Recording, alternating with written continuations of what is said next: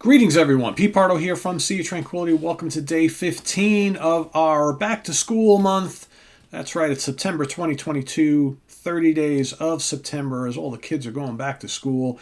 We're revisiting our 30 favorite albums from our high school years, whatever years that may be for you. For me, it was 1980 to 1984, the 30 albums that I listened to the most during that 4-year span, my 30 favorites.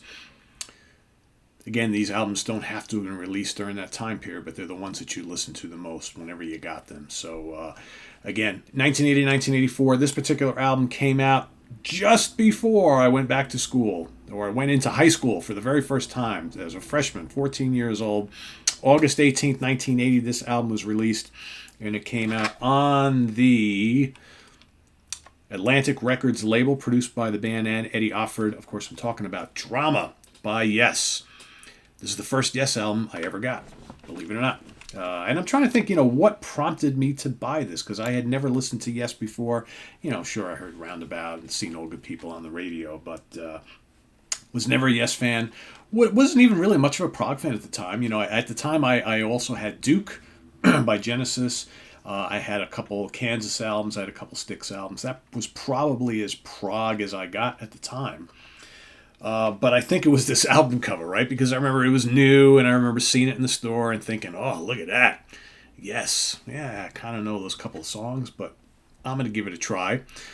So, and again, we've talked about this before. Again, this is the non-internet age back then. So did I have any clue at all that this album signaled a lineup change that was drastic? Their lead singer John Anderson gone, and Rick Wakeman is gone. In comes Trevor Horn and Jeffrey Downs from the Buggles. I don't know who the Buggles are. I don't know any of this stuff. All I know is that I really like this a lot. And I remember, you know what? Actually, no. I think the reason why I bought this is because I heard Tempest Fugit on the radio. Again, this was a time where, late 70s, early 80s, you had FM rock radio stations would play songs from new albums from classic bands, and it wasn't just this whole classic rock radio that we know now where they play 100 songs over and over and over again. They played a notable band came out in the new album, they played a song or two from the new album. So I remember hearing Tempest Fugit on the radio.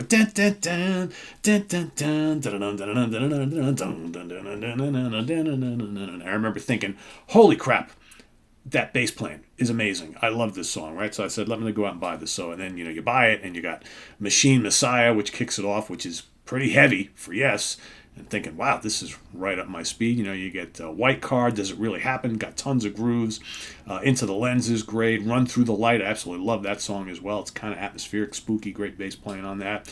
And of course, you got Tempest Fugit. So to me, I totally dug this album. Because also, around the same time, I listened to Rush a lot as well. That's probably the other prog band I was listening to. Although Rush, back in the day, I never really thought Rush was a prog band. I just thought they were a really heavy band with cool sci-fi lyrics and things like that. So yeah, I really fell in love with this. And I remember they were playing like a night or two at Madison Square Garden on this tour, not long after that, after the album was released. And I remember that I really wanted to go, but couldn't for whatever reason. And then I think the Daily News, which is the big newspaper in New York City, had like a full concert write-up the day after one of the Garden shows. And I remember reading specifically, and that's where I heard about the whole, these guys replacing John Anderson, Rick Wakeman, and how the writer talked quite a bit about how odd it was seeing the band up there without, Anderson and Wakeman, and how Trevor Horn struggled with some of the material, and the place wasn't that full, and fans seemed to be kind of like, on the fence about how successful it was and all this. And I was like, oh, okay, well, that's interesting. And then, of course, not long after this album and the tour, that's the end of this lineup, right? And then you got 90125, not too far off in the distant future there. So yeah, and it really interesting time. And but I played this album all the time, and I think what was really cool for me as a young kid, just starting to get into guitar. I think I just started playing guitar right around that time, and being interested in guitar players. And I remember, like, you open up the vinyl of Drama, and there on the sleeve you have all the different instruments that were used, and specifically exactly what Steve Howe used on this, and they talk about which guitars he used on which songs, and it's like, and then you're sitting there and you're listening. It's like, oh, can I tell the difference between a Telecaster and a Gibson, and that's which is kind of neat, right? I think for a young kid, right? So so I played this quite a bit, probably more in my freshman and sophomore years than in my junior and senior years, because by my junior and senior years I was listening to pretty much all metal pretty significantly. But at this time I was still kind of with a grasp on like regular rock and some prog and some like I was still listening to the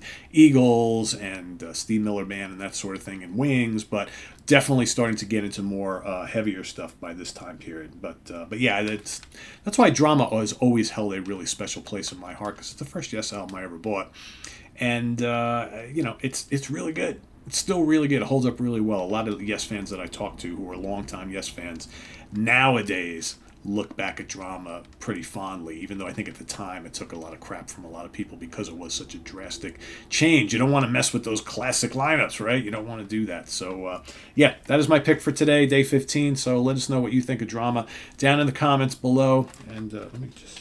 I don't remember if it's sad. I'm just curious if the CD also has that little information about what Howe was playing on all the tracks. Probably not, is my guess. But no, of course not.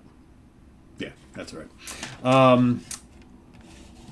Yeah, visit us on the web at www.seatranquility.org. We're on Facebook, we're on YouTube, all together, all the damn time. Please subscribe if you haven't already and click on that notification bell. Also, make sure you click the like button too, very, very important. And list your thoughts on Drama below, as well as your pick for today. And we will see you tomorrow morning with another one as we move into day 16. I got a lot of good stuff to cover.